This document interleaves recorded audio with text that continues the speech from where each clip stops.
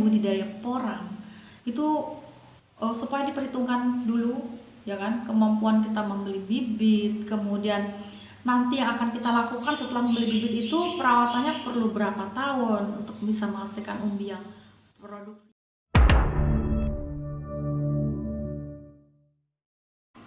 Assalamualaikum warahmatullahi wabarakatuh. Jumpa lagi dengan saya di channelnya Iis Surtina 1980.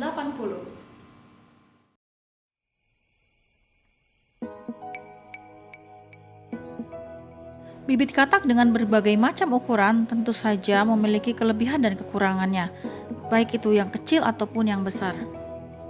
Untuk menghasilkan 1 kg umbi dari katak kecil dan besar tentu saja memiliki kekurangan dan kelebihan, baik itu biaya, waktu, dan perawatan.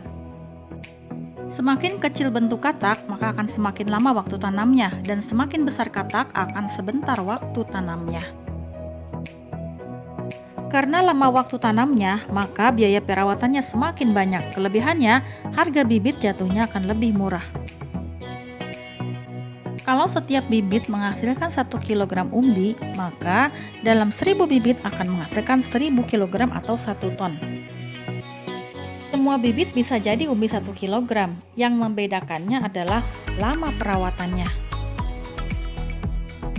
Untuk katak super yang nomor 1, 2, dan 3, untuk mencapai 1 kg bisa ditanam cukup 1 musim. Untuk bibit 4, 5, 6 untuk mencapai bobot 1 kg umbi harus ditanam selama 2 musim. Untuk bibit nomor 7 dan 8 untuk mencapai bobot 1 kg harus ditanam selama 3 musim. Untuk bibit nomor 9, bibit katak yang paling kecil, untuk mencapai bobot 1 kg harus ditanam selama 4 musim.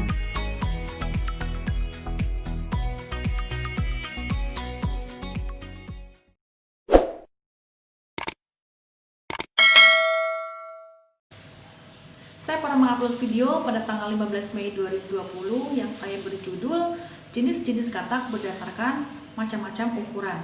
Dan di video itu saya menjelaskan bahwa katak-katak itu besarnya katak didapat dari besarnya batang. Kalau batangnya besar, kataknya juga besar. Dan kalau batangnya kecil, kataknya juga kecil.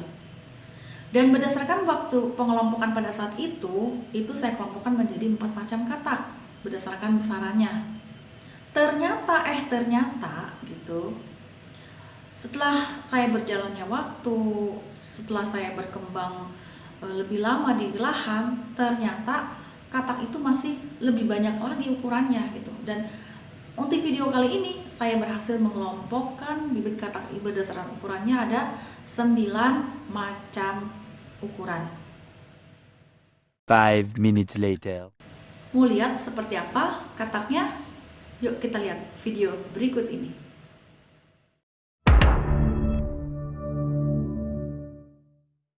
Jadi teman-teman, di depan saya ini sudah ada bibit katak yang saya kelompokkan menjadi 9 kelompok berdasarkan ukuran.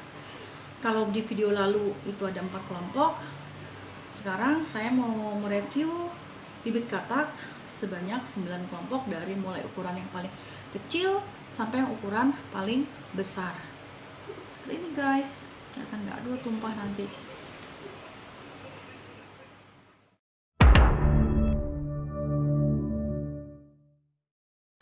Jadi ini kataknya ya teman-teman.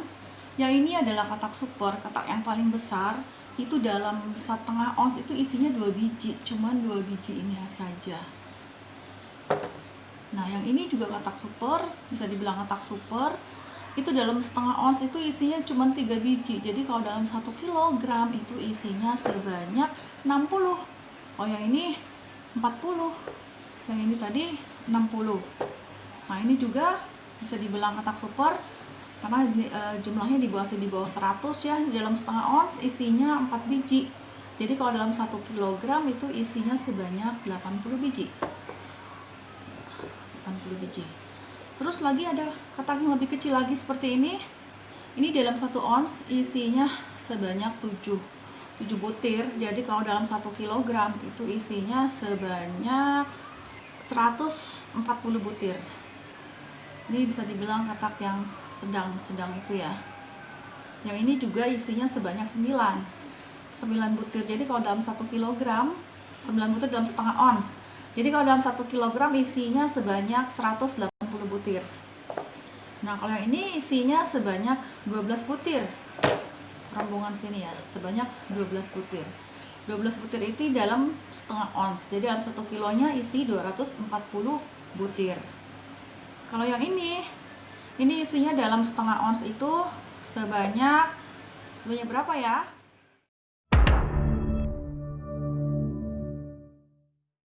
Kalau yang ini isinya sebanyak 19 butir dalam setengah ons. Jadi dalam 1 kilogram isinya 380.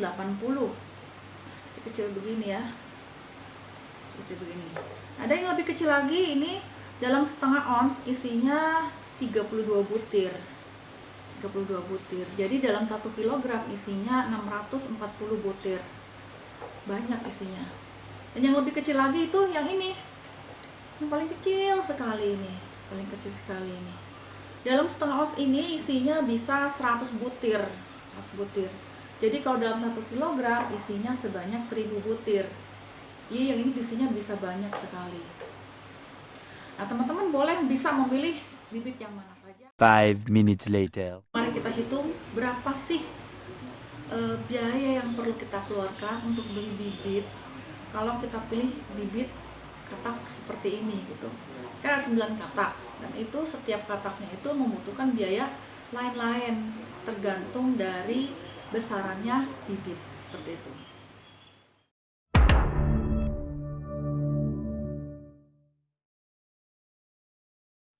Itu adalah bibit katak super yang sekilonya isi 40, 60, dan 80.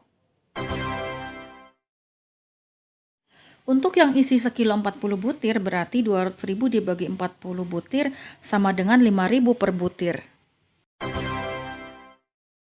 Untuk yang 1 kilogramnya isi 60 berarti 200.000 dibagi 60 sama dengan 3.300 per butir.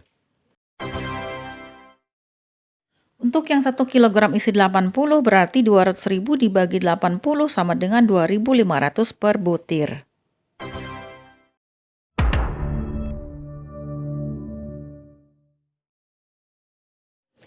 Itu adalah bibit katak yang ukurannya lebih kecil dari bibit katak super dan bisa dilihat dari jumlah per kilogramnya itu lebih banyak. Untuk yang 1 kilogramnya isi 140 berarti 200.000 dibagi 140 sama dengan 1.500 per butir. Untuk yang 1 kilogramnya isi 180 berarti 200.000 dibagi 180 sama dengan 1.100 per butir. Untuk yang isi 240 berarti 200.000 dibagi 240 sama dengan 850 per butir.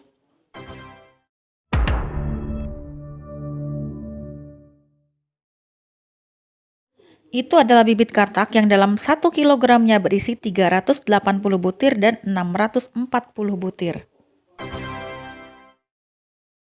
Untuk bibit katak yang per kilogramnya isi 380 berarti 200.000 dibagi 380 sama dengan 500 per butir.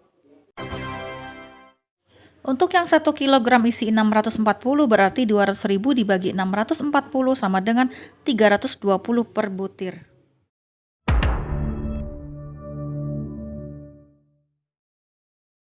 Itu adalah bibit katak yang paling kecil sekali yang dalam 1 kilogramnya berisi 1000 butir. Kalau dalam 1 kilogram isi 1000 butir berarti 200.000 dibagi 1000 sama dengan Rp200 per butir.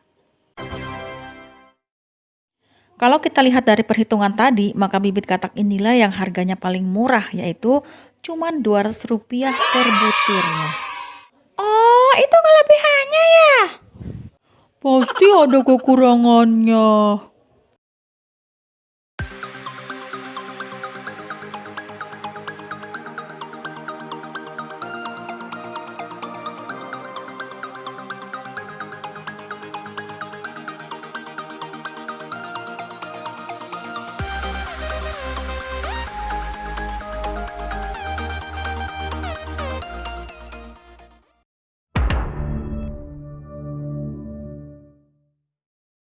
Anggap saja kita itu membutuhkan bibit sebanyak 1000 bibit, ya kan, kita punya lahan dan waktu membutuhkan 1000 bibit. Dan itu kita perlu biaya berapa sih untuk 1000 bibit itu kalau kita ngambil dari bibit katak. Dan itu tentu saja jumlah uangnya berbeda-beda, baik bibit katak ataupun umbi. Nah, sekarang kita bahas dari bibit katak. Bibit katak sendiri itu karena ukurannya bermacam-macam dan tadi bisa dikelompokkan menjadi 9 kelompok, itu otomatis jumlah harga, jumlah uang yang kita keluarkan untuk membeli bibit dan untuk jumlah 1000 bibit itu akan berbeda.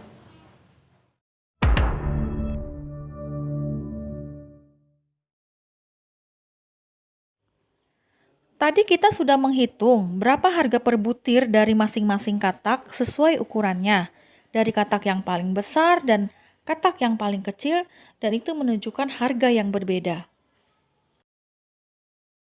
Untuk bibit sebanyak 1000, maka kita kalikan saja harga per butirnya dikali 1000.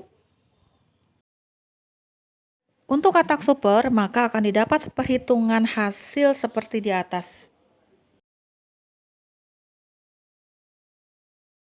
Ini untuk perhitungan katak yang ukurannya di bawah katak super ya.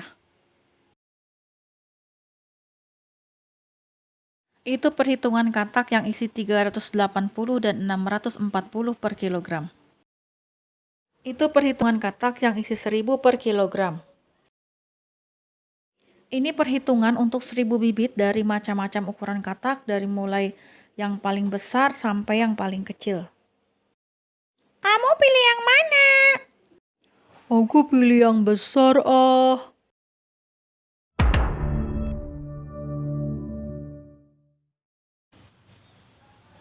Nah, teman-teman, besarnya bibit katak itu, ada yang besar, ada yang kecil, itu mempengaruhi dalam masa perawatannya. Kalau misalnya bibitnya besar seperti ini, mungkin dalam satu musim itu hasilnya umbinya akan sudah bisa dipanen. Dalam 1 kiloan udah bisa ini. 1,5 kiloan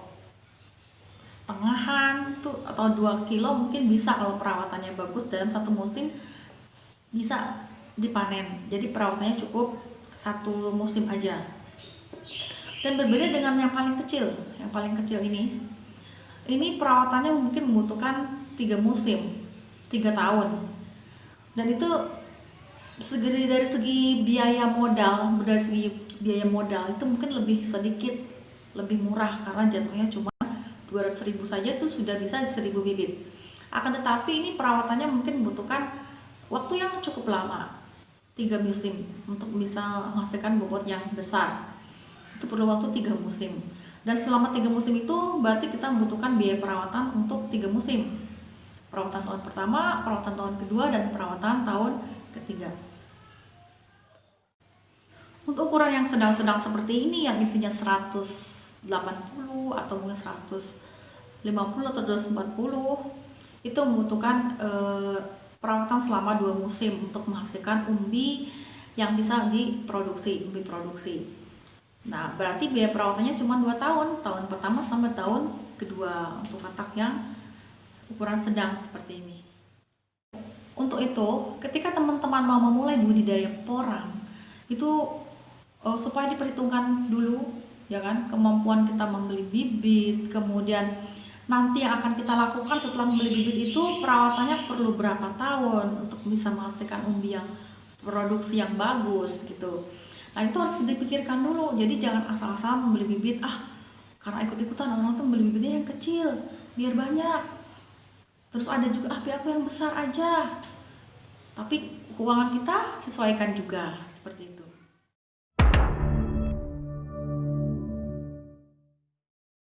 Tadi itu adalah perhitungan estimasi terendah ya guys, mungkin bisa lebih atau kurang. Semuanya kita kembalikan sama Yang Maha Kuasa. Yang terpenting kita sudah berusaha dan mencobanya. Thank you for watching. See you in the next video.